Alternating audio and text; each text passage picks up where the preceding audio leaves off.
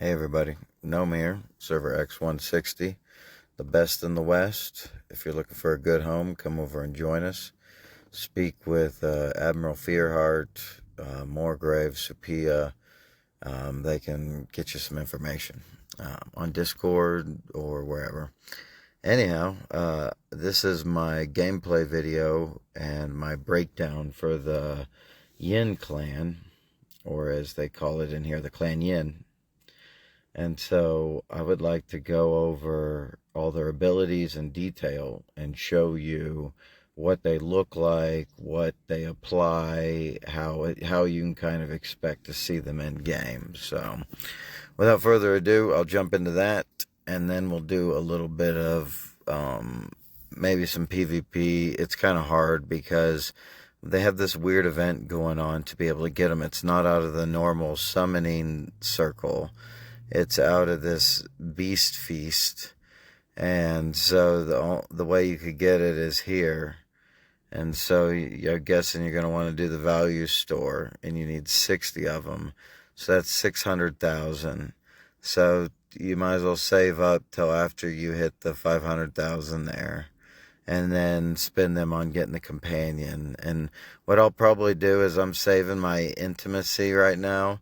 I don't know if I'll have enough to get the companion before the intimacy challenge is done, but I can get someone all the way to 10,000. So I would do that, and then I wouldn't have to spend any of the currency, the 80,000 or less, on the mythic champion. Instead, I could just simply use one bouquet. So you could see here I have almost 4,000 of the regular ones here, and then about 5,000 worth of these right here. So that's 9,000 plus this, which will easily get me where I need to be. So I have 10,000 ready to go. And again, it's an intimacy challenge now, so I was thinking about rocking this.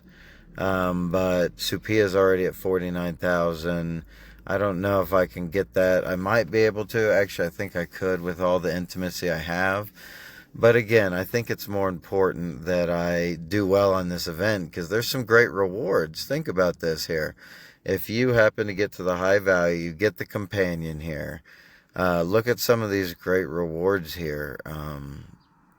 They have level 7 gems for 15,000. That's awesome deal. You can get some more refinement stuff if you missed those earlier.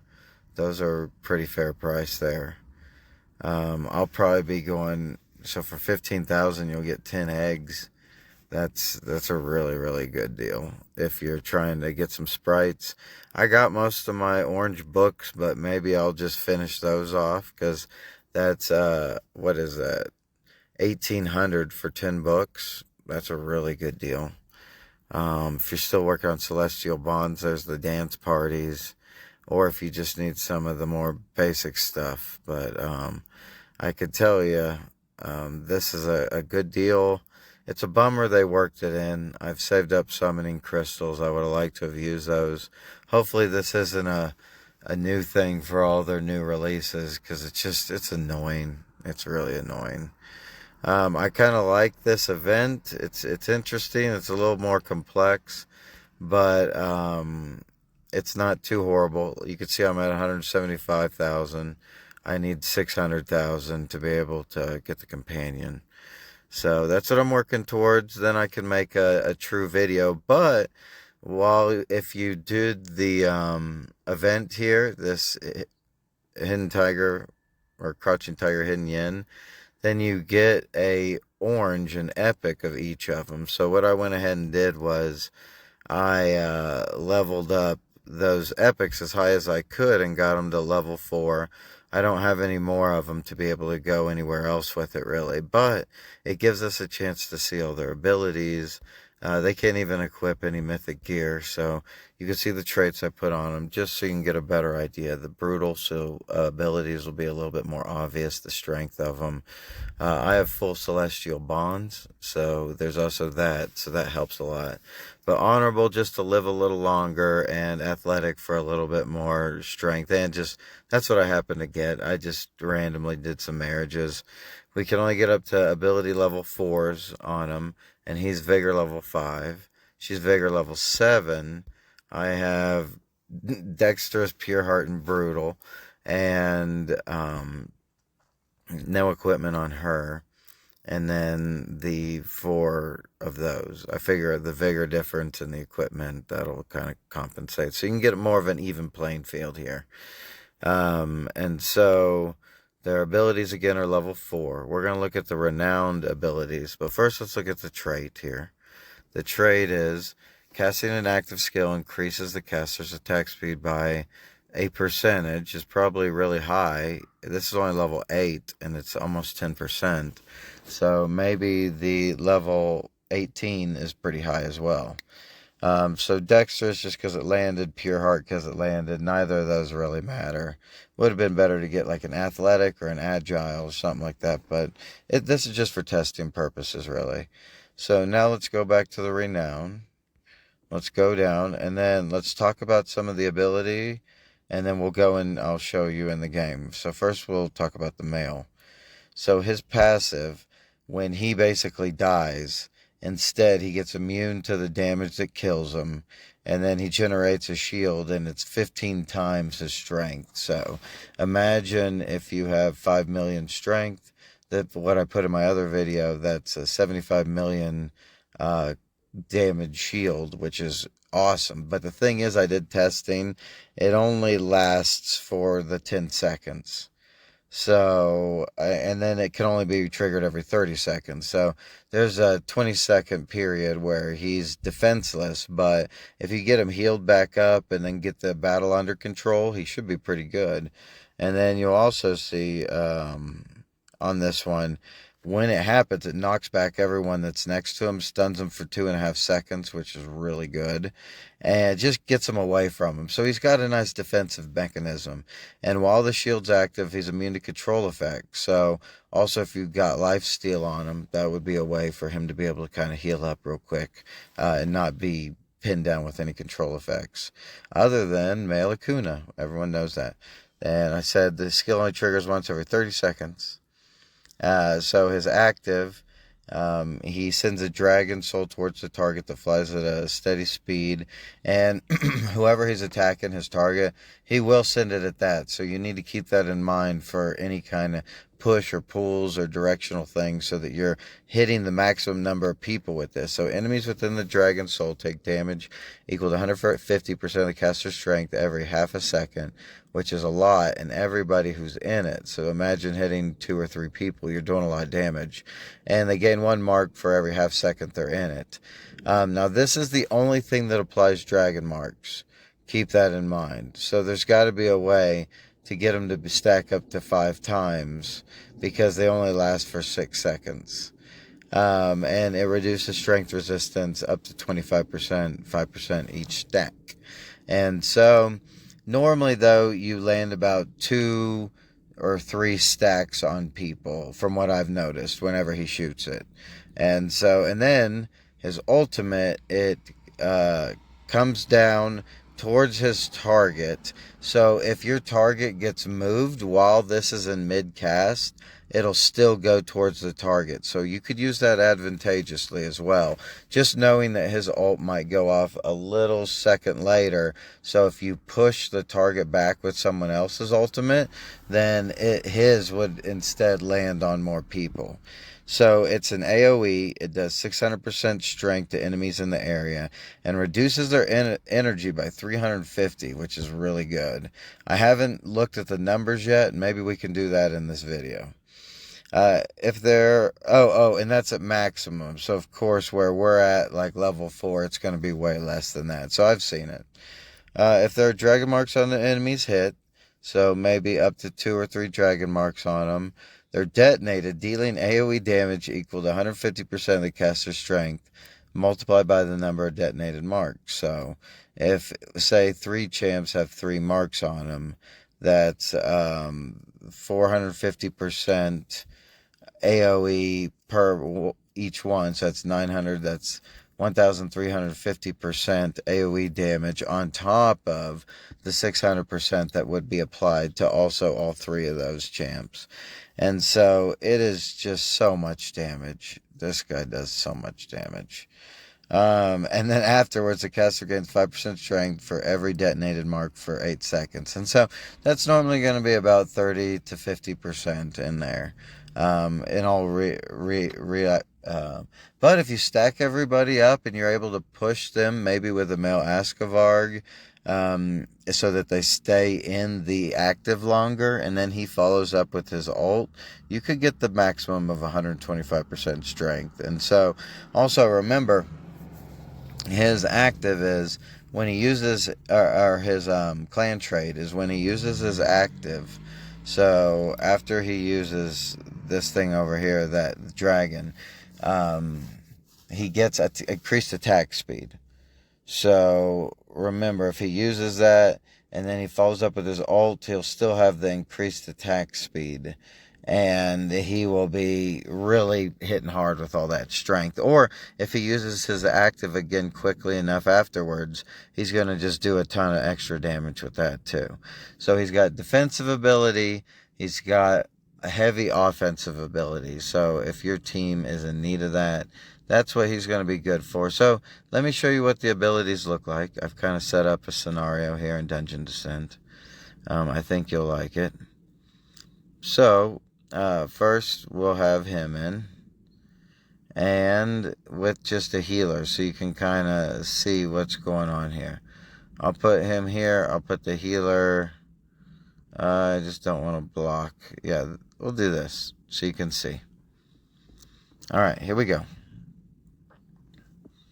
So he's got almost full energy, so he might ult first. Here's his ult. Dragon comes down, hits everybody, and does a lot of damage. But remember, he's only level like 160. So it's going to take longer. You could see the mark from his active on them when he uses it. So see, those 2 guys have maybe two marks on them each. So that's 4 total. But notice how much damage the dragon does. There's the marks again, followed by the ult, and so the ult should kill those 2. Nice. And you can see it reduces all their energy by, I think it was like 154 or something like that. There's the active, followed by the ult, but he's already dead. Oh, no, he had a little slice.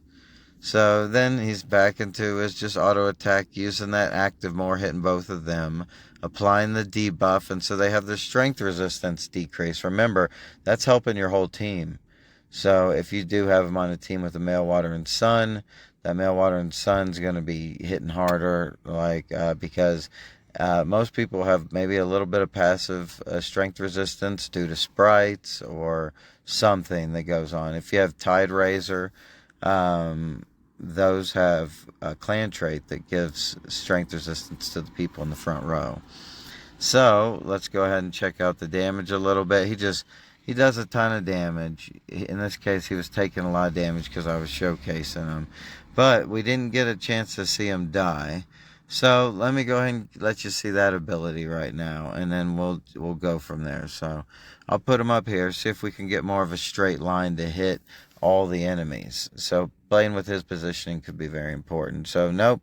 He shoots it way off. He only hits 2 people. He's pulled in. He's already low health.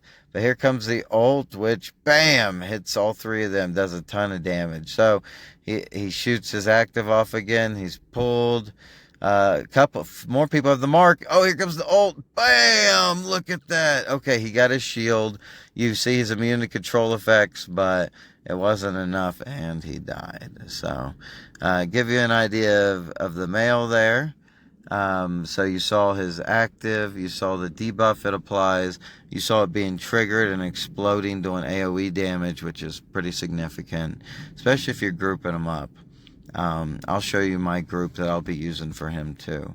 So let's get back to the female. And again, remember, because they only have level 4 skills with my setup, because I can't level them due to the event, I'm just giving you an idea what everything looks like. You saw the shield when he was about to die. So basically gives him a second life, which is nice, because if you have a healer on your team, it might give the healer just enough time to get that heal off on him. Big heal or a male Kojiki or something like that. So let's look at the female here. And remember the clan trait. It adds, every time the active goes off, it adds attack speed. So every normal attack has a 50% chance for the caster to dash to the target. It's not the caster, it's a phoenix to be shot to the target. Dealing damage equal to 300% of the caster's strength, which is significant, because this could be going off a whole lot. It does go off a whole lot, I can tell you that. Inflicting 1 phoenix squall, so something on the target, and she gets something, plume. Phoenix squall on the target, plume on her. The effects trigger is guaranteed after every 3 normal attacks. So I don't know if it means every 3rd attack it always goes off, or if she doesn't proc it for the first 2, then it will on the 3rd one, guaranteed. So that's weird wording. I can't really figure it out yet. I did a little bit of testing. And then remember, every time they get a Phoenix Squall, and then she gets a plume. So Phoenix Squall, it reduces the target's strength resistance by 5%. That's really nice. So you can literally keep that on someone. And their damage dealt by 5% for 5 seconds, stack it up to 5 times. So she's pretty much going to max that on at least one target. We know that. So that's really nice. Their strength resistance down by 25. Their damage dealt by 25. That damage dealt, the difference between her passive and the active on the male. Remember, he reduces strength resistance, but it's never really going to be 25% that often. But hers will be 25% on one target very often. And so if you have a focus team, a focus target team, she's really good for that. And then also, it increases her attack speed by 7.5 for 12 seconds, stacking up to 20 times. So that's a really long time. And remember, we talked about in the other video that you want her to be able to just keep attacking. So you maybe removing control effects from her, or being able to give her immunity to control effects like the male Estoreer. So if she gets 10 stacks, she does an extra 75% attack speed, which will hit the cap, I think. So you don't really need an agile on her. We talked about that. But it goes up to 20 times, so that's up to 150% attack speed. So she needs time to ramp up, though. So this inflicts it, but there's a chance. So it could potentially ramp up slower occasionally. But remember, every time it goes off, 300% strength. That is a lot of damage. That's a ton of damage. So just letting you know. Summon her active. Summon 2 Phoenix that slowly swirl around the target, soaring into the air after 1 circle. So it's real quick. It's like maybe 1 or 2 seconds. Not even, maybe, I don't even think it's 2 seconds. It's maybe 1.5 seconds. The Phoenix drag nearby enemies to the center, dealing damage equal to 300% of the caster's strength 2 times, and inflicts 2 Phoenix Squalls on them. Meanwhile, the caster gains 5 stacks of plumes. So 5 stacks of plumes going to be, what is that? Half of 75%, so like 37% attack speed just from using her active. And then they get 2 Phoenix Squalls, so their strength resistance is reduced by 10. And they, what else did Phoenix Squall do? And their damage dealt reduced by 10 too. So the active is really nice, and it's everybody that's in there gets 2 Phoenix Squalls on them. And she just gets a straight 5 plume. And then the ultimate, she goes at Phoenix Might for 10 seconds. Each stack of plume also increases her crit rate by 2%, so up to 40% there. Her crit damage by 5%, so what is that? Up to 100% crit damage, which is awesome. And lifesteal by 2.5, which gives us 50% lifesteal at max. He also gains a new buff at 4, 8, and 12 stacks of plume, which you should have full 20 stacks, really, hopefully, by the time you're using that. Up to 3 buffs. The buff affects all normal attacks with guaranteed triggered Phoenix Aid. What Phoenix Aid is basically, her passive should have been named Phoenix Aid.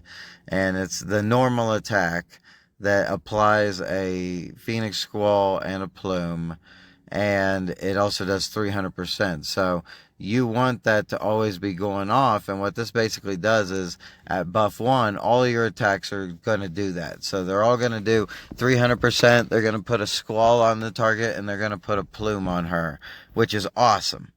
And then at buff 2, which you should have really quickly, normal attacks now aim at 2 targets, so you're hitting 2 targets. It doesn't matter where they're at, you're hitting 2 targets. It's really cool.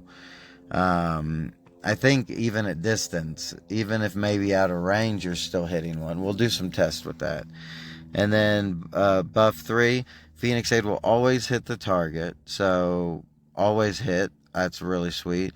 Dealing true damage equal to 15% of their max con. And that's the limiting factor, not her strength, really. So it's going to be beautiful because it's going to do it's going to chunk them like crazy.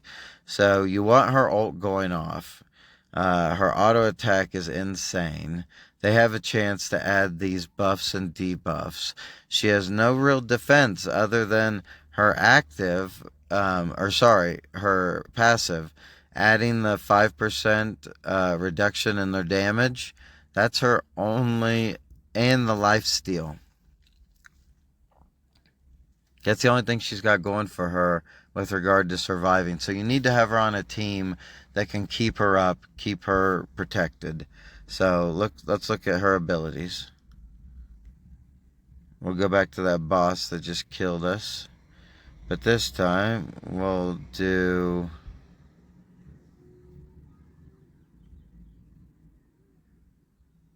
There we go. We got a healer this time. Come on, Male Lume. Show her what you got. So she starts off.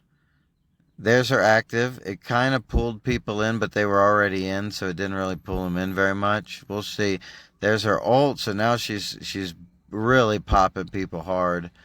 Let's see if the lifesteal helps her. Oh, whoa. Okay, she's luckily got saved by Mel Lume. You could see the debuff that she's putting on him. It's a little phoenix above the head. Uh-oh, she's getting pretty low, but she finished a couple of them off. These are tough enemies. We're at a high-level dungeon descent. She's only level 160. So you could just see her attack speed she's been moved everywhere. She should have max attack speed, but the problem is I think she just keeps getting stunned. So maybe the 12 seconds wears off. It might not be for 12 seconds. And remember, they're low-level abilities, so you really can't see much of a difference. So let's go ahead and resurrect the male, too, so we can do some more experimentation with these champs. Hopefully this is helpful to you. So now we're in here now. Let's hit up a couple weaklings. So we will bring the male in as well. Bring him back so he can get healed up this round. So let's look out for the abilities. Let's see what they're doing here. So the active for her goes off. It pulled the Kivak a little bit in. Not the Kivak, but forgot his name. Anyhow, the male ult just did half of their life and damage, it seems like. The female just applied her debuff to all of them. So they do have, and it's strength resistance to everybody. So everybody's getting advanced strength resistance. It's really low with both of these on the team. So there's the female trying to stay alive, basically. Remember, she doesn't have very good survivability where the male does. Now that he's back alive, I think I'll put him on the front row for our further fights. So you could see maybe his shield go off, and then he'll get saved in the next 10 seconds by the male Lume. Alright, so we'll attempt this. The male's coming up, female's staying back. Let's see what happens. Yay. Fun clan. I wish that they would have done regular. So the female just ulted. So she doesn't have any stacks of plume yet, though, so she needs to get those. Okay, now after using her active, You're starting to see every attack shooting off a phoenix from her.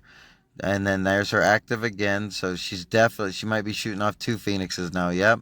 There's 2. She's hitting both of the front liners.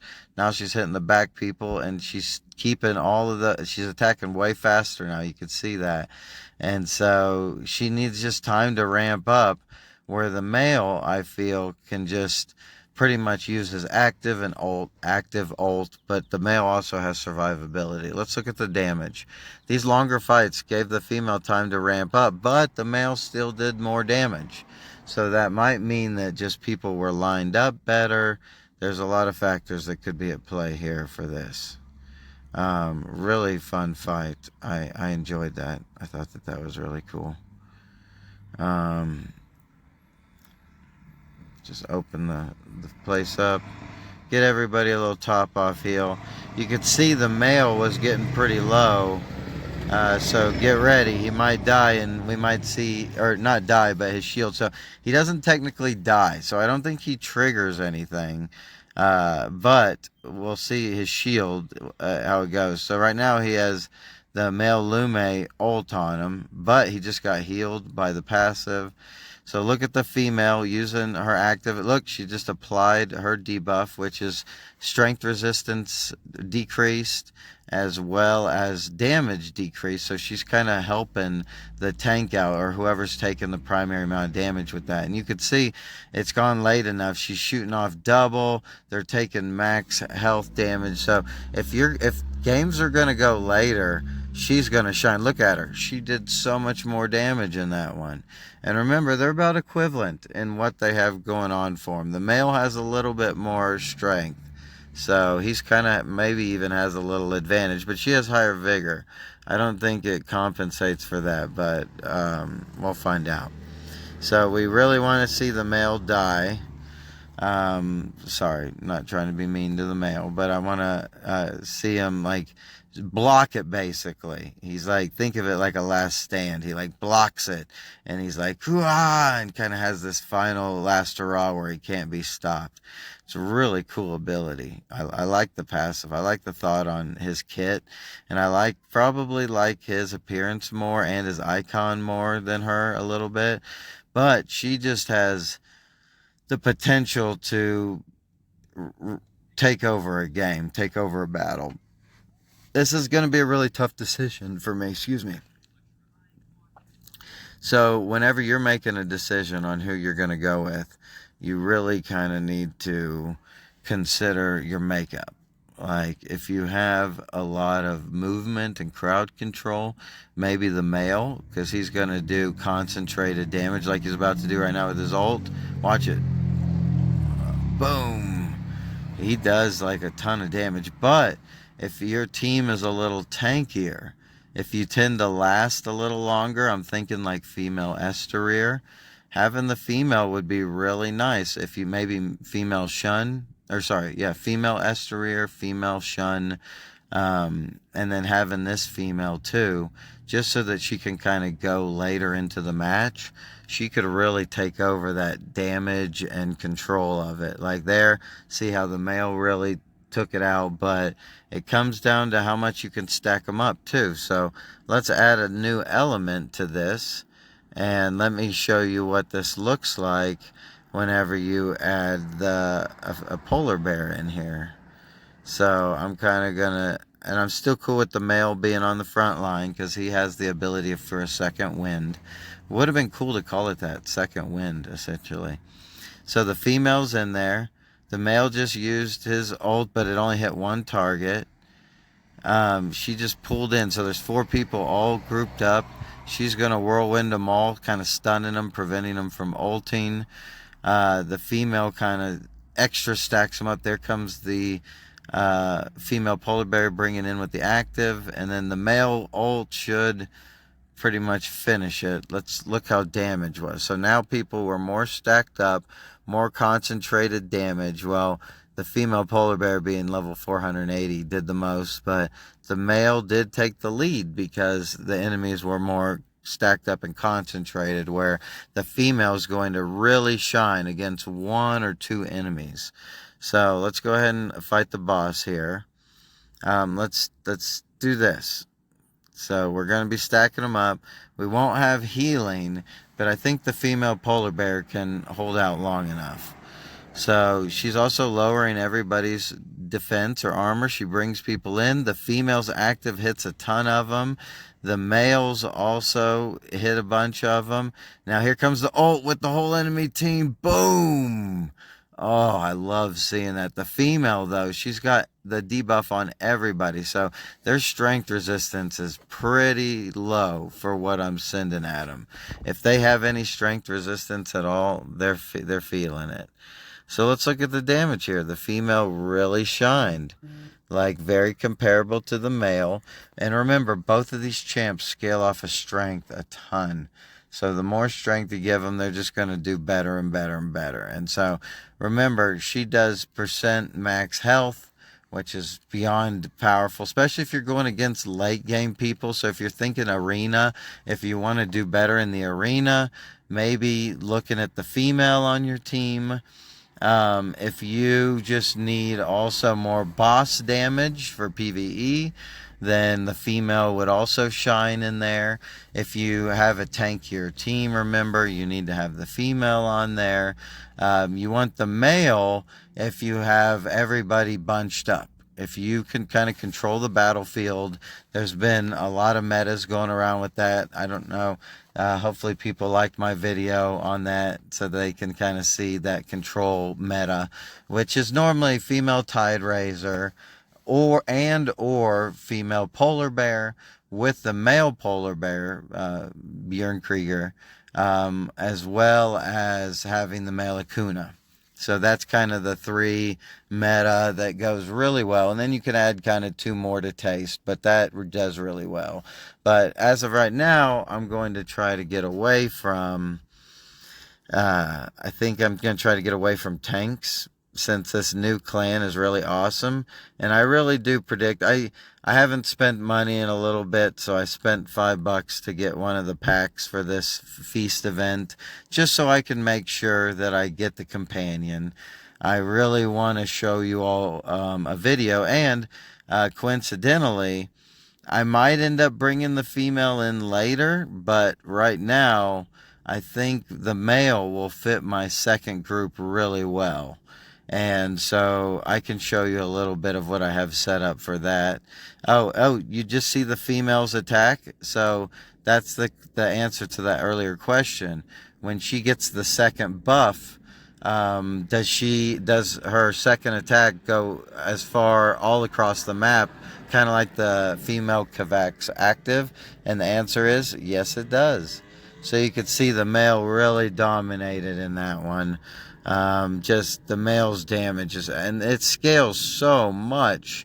So, and then think about the male a little bit differently too, because you want people to be in as active as long as they can be. So you can potentially, if they're in the active for 2.5 seconds. So if he shoots his active and male Askavard charges at the same time or something similar, then you can potentially get everybody with those charges. And if he ults right after that, so he detonates all of those, that's 25 detonations at 150% strength each.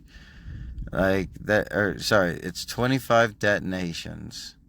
So 5 stacked on each 5 times. So 25 times 150. Oh my goodness, that's insane. 25 times 150. So 25 times 100 is going to be 2,500. 2,500. And then you add in half of that. And so that's going to be another 12,500. So that's 3,750% strength damage. And that's not including the 600 per, so that would be 600 per, so that's 3,000. plus that other, oh wow, that is just so much strength damage. So just think about that. You could have some really cool combos with the male, but it's a lot of movement. You're going to have to move people around to make him get the most out of them. And then for the female, she's going to just, if you're already kind of slightly got people close, she's going to just finish that off. Maybe it lasts longer as you level it too, the active. And so that's something I haven't included in this video, the chance of that, which would be really cool because say the pool ended up lasting like 2 seconds or 3 seconds instead. But I don't know. It's not mentioned in the description, so you can't really tell. So here we go. Let's go ahead and do a different setup so we can kind of isolate people a little bit more. We will use this setup, which is a really nice one, fun one. I like the classes too. Okay, so the female bear is gonna bring someone in. The male just used his ult and it almost killed the entire enemy team. And remember, he's level 160. So he just is about to use his active. It put some debuffs on people so they have less strength resistance. That was perfect because the female bear ended up using her ultimate at the same time. So she was essentially doing more damage with her ultimate. I really like that a lot. So, and again, this guy also has nice defensive mechanisms. We will kind of pair him up. We'll try to pop that shield again. See if we can get that rocking. Maybe do something like this. So, here goes the male. He's going to use his active. It ended up hitting 4 people. So if he had used his ult right after that, he would have got a lot. So now all 5 people are there. We see an active just go off screen. It was worthless. The ult tears up 4 out of the 5, and then the female bear finishes the 5th. So let's look at damage. He did out damage the bear, and she's got brutal. She's level, I mean, the only thing he has different is he has guardian stones for strength max where she doesn't. And she even used her ultimate and she's level 480. So if that's giving you any inclination of what's going on here. So let's go ahead and change it up a little bit for the people that might be wondering more about the female. And she does not have any defensive capabilities, so we'll put her in the back row. So you're going to have to keep that in mind when making a team for her. And like I said, male Esterir would be fantastic for her. So she just used her active and hit 4 people, so they all have reduced strength resistance. They all have reduced damage. And that combined with the polar bears, oh wow, this is going really nice. And look at the female. She's using her active a whole lot. With that being said, oh wow, look at that passive going off. Oh wow. Maybe we should put something on her like impair, that whenever she uses an ability, that she puts a stack on people. Look, she did more than the polar bear. And look at her healing that she did from the life steal. Very impressive. Very impressive. Dang, this is such a hard decision for me. The male would probably go better in one of my groups, but I would almost build an entire group around the female. She's just as good, if not better, with the max constitution. So against bosses, she's going to be better. Against higher level enemies in the arena, the Luxus tournament, she's going to be better. She'll be able to punch up a lot easier, I think, in PvP. So that's where I'm at my dilemma here. So female polar bear gets knocked back, but she's about to pull somebody in with her active. So there's 4 people there. Only 3 got hit with the active from the new Yin. Now all 4 did, but there's a 5th.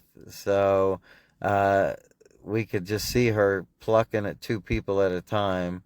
She got hit because the bear got moved back. Luckily, she's constantly applying the negative damage dealt, which is nice. So she's reducing damage dealt the whole time. That's just keeping her alive a little easier, keeping your tank alive. Look at her damage. the longer the battle goes, the way more damage she's going to do. So she's a high damage auto attacker. You're not going to want her with any speed damage group, I don't think. But maybe I'm wrong. Maybe if you do put an agile on her, she can ramp up just a little bit quicker and then just be going full force. I do know the traits I would probably go on her. I'd probably go Furious Thunderbolt since she does the percent max damage, and that's with the normal attacks. I would probably do. She's casting her active a whole lot, and then I'd probably do the Shun. The Shun ability, I think it's active and ultimate. And where is that? There's the male. This is the level 18, Shura's avatar. When casting an active skill or ultimate attack. So it's actually not. So it says active skill or ultimate attack. Does that mean that that can go off whenever male water and sun just pulses for his ultimate? Because it says ultimate attack. So he's constantly using his ultimate attacks. Because that would be... I didn't know about that combination there. I might have to put that into play. That with an impair would be pretty nasty. So...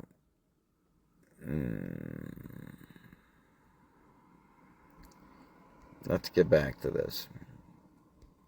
Just a little brainstorming here. Having some realizations. And again, she's really good. She'd go really well. Also, don't forget female Almont does percent max health damage with her passive. So that could be really good too. Man, the female just does such good. As she ramps up, she does insane damage, which would actually do better with the group that I've kind of been highlighting, that I was going to put the male in. But I'm thinking maybe the female might be where it's at, because that group tends to just last longer. And if it lasts longer with having the female in there, and she just ramps up to just do unstoppable damage, that could be nice. Because also it's got a male polar bear, so there's Shiver involved, and Shiver amplifies damage, so that would amplify her damage. Dang. She does significantly more damage than I think the male. So I'll fill you in on the little group that I'm working on, that it's going to probably end up being my number one team after I get there. And I just have to get vigor. I have to get people leveled. But so here's my 3 teams potentially right here. And you can see where the male is in my secondary team, which is probably my favorite team. It's just so amazing. Oh, first of all, let me explain to you. I phased tanks out of these. That's why you might be wondering why I'm not using somebody. If it's a tank or a bloodcraft, it's not in these 3 primary teams. And that's so that I could focus my guardian stones.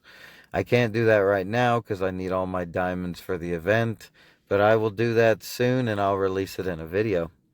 So looking at my secondary team here, it's got the male in it because I originally like his ult. And if everybody in here so the female spider, she pulls the furthest person. The female polar bear pulls somebody randomly that's outside of range. The male polar bear has his Shiver, which not only freezes people that haven't used their ultimate, but also amplifies their damage that they take. And here's one of the best combinations with that, and makes me want to leave the male in, because remember, when the male uses his ultimate, it reduces the enemy's energy by up to 350. That's a lot. And so think about that. If you reduce the enemy's energy, there's a lot greater chance that they're not going to be able to last the 6 seconds before the male polar bear's Shiver goes off. So if you reduce their energy, it just reduces all their ultimates and all their skills. And here's the thing, if he can ult twice before they even ult once, that's going to guarantee that the male polar bear is just really doing what you want him to be doing. Now, I was really thinking about keeping the female tide raiser instead of the spider, which would do great, but I also wanted to keep it to the classes that I'm working on the Guardian Stones, because maybe I can move around the traits a little better and make the female spider be more feasible. But she's stunning people with her active. She's pulling people, or sorry, with her passive. She's pulling and stunning people with her active. She's just such a good champion, and I feel with this setup, it goes really nicely because again, there's more shivers going off because you're reducing people's energy. And if that's the case, that's less ults going off, so your team is taking less damage. Now the female spider, she's very interesting. I think a lot of people underestimate her, but they made her passive, I think, one of the best in the entire game. And so it says dealing any damage. Also cast a 10-second cobweb at the target. Enemies on the cobweb will have their attack speed reduced by 30%. That's nice, especially if they're just floating around the cap, so you bring them down lower. But if they're over the cap, you're just going to keep them at the cap. And the movement speed reduced by 40%, so they're not going anywhere. If they take action, so I'm assuming that's any action, be it active, passive, auto attack. They have a 25% chance. That's a huge chance because they're basically taking an action every second if they're moving around to be bound for 2 seconds. So if anyone gets out of what you're doing to them, there'll be a chance for them to be bound and held. So if a cobweb already exists nearby, the webs will merge and reset the duration. This happens a whole lot, especially because she's pulling the person in the back row. Her ultimate also is applying webs, so it's just a chance to really bind people up. They can't really do anything. So let's go back to the roster. So they're being bound up by her webs. And remember, if the male polar bear's ult is going off, then that means her webs are amplified by another second or more. So now they become a 3-second bind. So male polar bear, you want his ult just going off a whole lot. So maybe focusing to make sure his ultimate is always going off is a good deal. So you need maximum attack speed. You need maybe not focus because you want him to last all match. Well, here's the best part. I told you about the energy drop and how that helps the male polar bear shiver, his passive. Well, now think about it this way too. Everyone's going to be stacked up. People that have control immunity will be broken by the male Akuna. Male Akuna will also heal the female spider in this position. Normally when he throws out his active, that's going to hit the female spider, which is nice. The male Yin has a defensive passive, so you know he's okay to last right there until the male polar bear is able to come up around him. I kind of built the male polar bear for damage and some survivability, but mostly just survivability, so the damage helps Proxus steadfast. The female and the spider are going to be pulling people in, and so everyone should be relatively stacked up. And so the male Yin, the male bear are all going to be hitting everybody. The male Akuna is going to be hitting everybody with his active. The female polar bear is going to be affecting everybody with her passive, which will reduce their defense. And then the female spider is just going to kind of amplify. She's got all the group buffs, though. I kind of just have her carrying all the group buffs for now. So that's my team. But it's a real question because this team lasts a while. It doesn't do a ton of damage, honestly, which is surprising. You would think that it would do a ton of damage. And it's maybe because I just need the female polar bear to be 15-star. And then once I have this male in there, like, the damage will be out of this world. Also, remember, when the female polar bear does her ultimate, she reduces healing as well, which is nice. So The alternative here would be replace the male with the female. And she doesn't have any survivability. So I would probably definitely have her in the back row. I think that would be kind of important. So in this case, I would probably move her back here. So therefore, the spider's pulling people kind of still to the middle. And then she's going to be, the problem is, she's not getting any healing back here other than from her lifesteal. And so if she gets crowd controlled, she becomes kind of worthless. So another option could be having her up here, male Akuna here, and then the spider, who I feel has a little bit more survivability because the web's reducing attack speed around her. She just seems a little bulkier, you know. And I built her a little bulkier. You could have it this way, so the male Akuna will be healing the female more often with the active. And don't forget, he also has his passive he's putting on people whoever needs it, just as spot heals. So with that, I would probably go something like this, and that would be really powerful too, because as the match goes on and everybody's just controlled, she is just gaining more and more power. She's plucking them for a ton of max health damage. And so this team would probably be able to take on really high level teams, which would be nice. And then, so we also have, in my last team, the opportunity. So there is a healer, and it's a fast killing team. So that has the potential to take the male or the female in it. So first, let's look at the male being in it. If the male's in a fast killing team, which I think he might be better, because the female's more sustained, where the male can do a lot of quick damage with his ultimate. So I might even give him the high-spirited from the female, and then this will allow male Segarak to attack the P4 position quicker, and especially if the male Soul Keeper's ult goes off quick enough. And so she will be able to at least bunch up the front line so that they're all getting hit by the male Soul Keeper's active, his aura. And then she'll also be getting the high-spirited, so anyone she's auto-attacking. And remember, she'll be auto-attacking over on the right side. And so we could actually even change this. Or you want her auto-attack, because remember, it reduces their damage that they deal and their strength resistance. So maybe even going something like this. And what that would do is,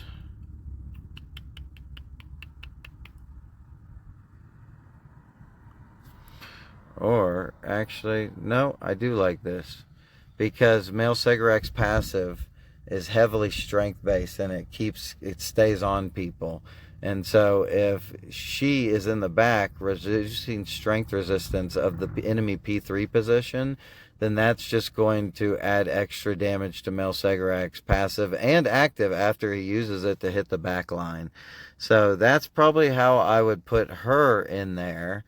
If I had, I put the male in there. The male, he is going to be, the only person you have to be able to group people up is the male Segarak. So I actually think that the female would do better for this type of fast action group, even though she does have to ramp up. You just might want to ramp her up faster. So let me explain how to do that. Say you don't want to put agile on her. You could also do something similar to this. So she gets the female hose. She still gets the female hose passive. So she's going to get the attack speed from that. She's going to get a heal, so she's got the survivability more from that. And then she's also going to get the energy, so that she can quickly get off her ult, so that she has her lifesteal going a little faster. She has her crits and all that stuff going. Her normal attacks, remember, they're hitting 2 targets. So by extra attack speed, she's just getting all that. She ramps everything up quicker, fast, nice. And then also, this still allows your male Dawnbreaker to hit the P4 position, the male Segrak to get the High Spirited from the female Ho, to hit whoever the Soul Keeper's on, and then go quickly to that back P4 position to stay with that original attack. And while the female is binding people up. And actually, probably more, looking at this, maybe more what I would do is something like this. Female Ho has more defensive capabilities. It keeps her free, the female Yin, from the suppression. It allows her to still group people up for the male Soul Keeper as well. So I think maybe I like that a little bit more. Or actually, I think I'll just stick with this, because when she pulls people together, it'll help the male Soul Keeper put his aura on all of them. So that's the new setup for that group. I would probably, I like the male in this group. Darn it, I might have to get and level both of them, honestly. I like these champs. I think that they're both really cool. They both fill a need that I have for my teams 2 and 3. Anyhow, so we talked about traits in kind of the prediction one. You saw me, I put brutal on both of them so that we could do some of these trials. But let's talk about traits one more time. A couple traits that I would like to be particular about is the Yin Clan, which have an incredible trait. So sure as Avatar. Whenever an ultimate attack. So also think about the female. She shoots off a second one with her ultimate, and she gets that might for 10 seconds. So maybe it would proc this a whole lot. So her critical damage would be increased by up to, 66% with level 18. That could be really amazing. She already does so much damage. Think of her doing even more. For the male, his active is very distinct. His ult is very distinct. So maybe not sure as Avatar on the male so much. I don't think either of them really need agile, especially as their clan trait will add attack speed, especially if you have the level 18 one. So maybe staying away from agile for both of them. Steadfast can go well on either one, especially if you need some more defense. I would highly recommend Steadfast for the female, because she has no other defense, where the male actually has an entire passive dedicated to his defense. So maybe keeping that slot for aggressive or just more damage. And with aggressive being talked about, I would highly recommend aggressive for both of these champions. I think it's a great one. Another big one that would go well for both of them is the Furious Thunderbolt.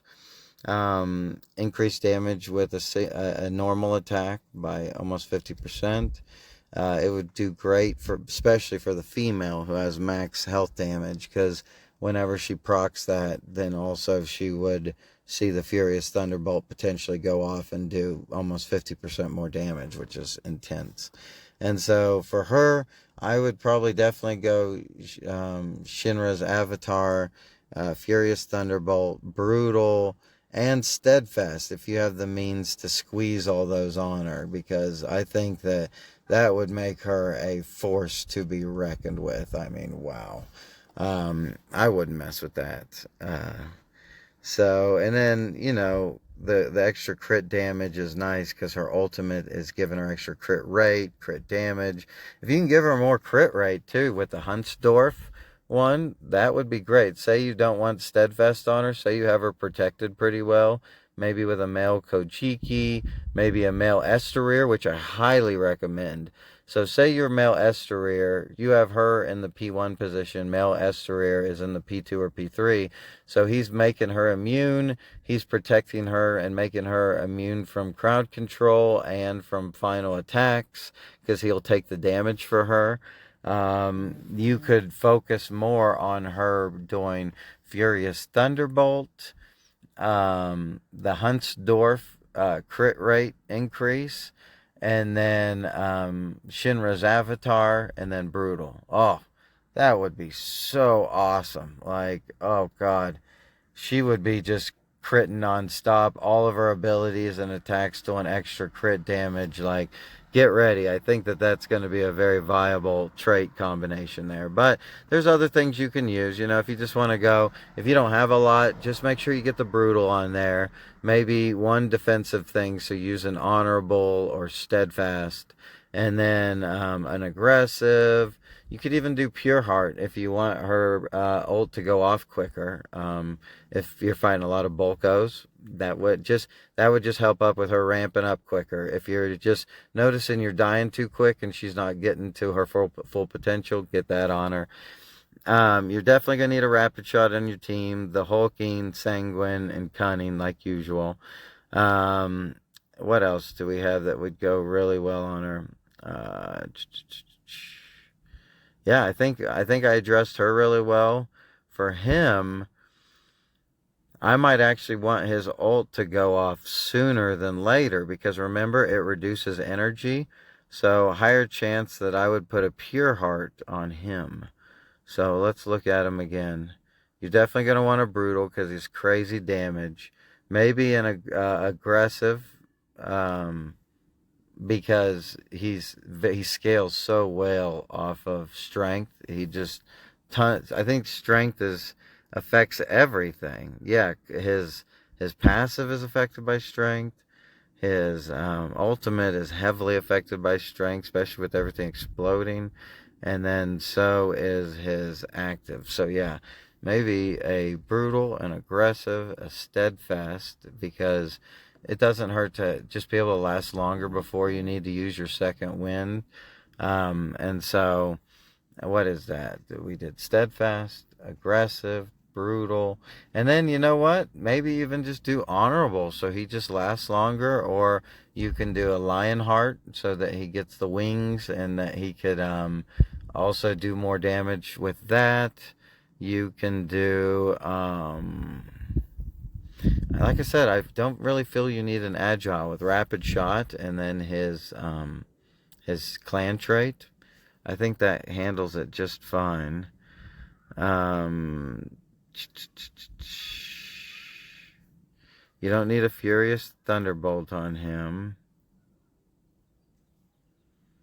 Yeah, hold on. Let me look at some of my other champs to kind of see the route I went. Oh yeah, and then maybe a pure heart on him because you want him to be able to ult as soon as possible. So we have a steadfast, aggressive, brutal, and pure heart. And so hopefully he gets off. You've had your Tide Razor or female bear or male hope pull everyone to the center, and then he quickly gets to ult them because it's going to reduce their energy and it's going to explode anything that he might have put on with his active. So yeah, he could really benefit from those traits. If not, explore, try, have some fun, see what you can do with him. Maybe he does really well with a couple traits that I haven't thought about because how he can think about impair. Would impair be pretty good because he's hitting if everyone's stacked up and he's hitting everybody with multiple things? Would it be good for the female impair? So like there's some great clan traits out there. Maybe a harsh rhyme to reduce healing. Anyhow, yeah. So that's kind of my little tutorial here of the two. Hopefully it's helped you decide how you want it. And again, this game requires three solid groups. Three very solid groups. And so keep that in mind when you are building, is that go with the champion that fills a hole for your team. Like, say your team is almost there. You have four champs that all work so well together, but the fifth one you just have plugged in there because it's another 15 star that you had available. Well, consider one of these champs. So the female, as I mentioned, she's more late battle. She can ramp up fast if you do it appropriately. She's heavy, pure damage. She does max con damage. She also kind of pulls people a little bit. She debuffs strength resistance and their damage dealt. So she's a very nice team player with that. Where the male has more survivability. He has quick fight, quick kill potential with him. He also has the ability to control the enemy team with the energy that he reduces from them. And so I think that there's a lot of potential to be had with that. Think about with female Almat too. If you get her all off first, so it adds an extra 60, so everyone would get hit by a ton. And like, look at that. That's so nice. People are all in the middle, stacked up right there. Both of these champs are doing AoE. There's the females active, hitting a ton of them. The males ult just coming down and just destroying. Boom. Not to mention, I love the female bear. I like the male a lot too. I think that whole clan might be one of the best clans ever released. Like the male and the female are both very unique. They add a lot to teams. They allow a lot of synergies and possibilities. So it's just such a cool clan. And so one thing I'm hoping too, that this clan that's just released, even though it was released very odd, I'm hoping that this just adds a lot of cool synergies and combos for teams that make your team unique and, you know, make it where you can get an advantage on your enemy. There was an ult right there. Female just did a ton of damage with her active right there. You could see, well, you can't really see much of anything because the female bear's spinning, but the male just shot his active and hit 2 of them, applied the debuff on them, so they're taking even more damage. Let's look at this damage here. Look how even all these people are. Very close. That was a nice one. But it just gives you an idea of how you can use them. Say your team, you can't have a glass cannon because your team can't support it. Well, get the male because he's going to survive a little better. Say you have a very defensive team, get the female in there, protect her, let her just tear the enemy team up into the late game. So I think I'll end up probably trying to go for both of these champions. If everything works out high, I hope it will. Like I said, I spent $5 to support the game. Thank you, Goat Games, for making a game that we all enjoy. Thank you for attempting to make things fixed and balanced. You've, done relatively well. It's still really fun. But these synergies, we just got to keep making them. We got to keep enjoying them. Look at the male there. He had more damage than both the female and both females combined. So it can be really significant here. Oh, we're out of enemies, everybody.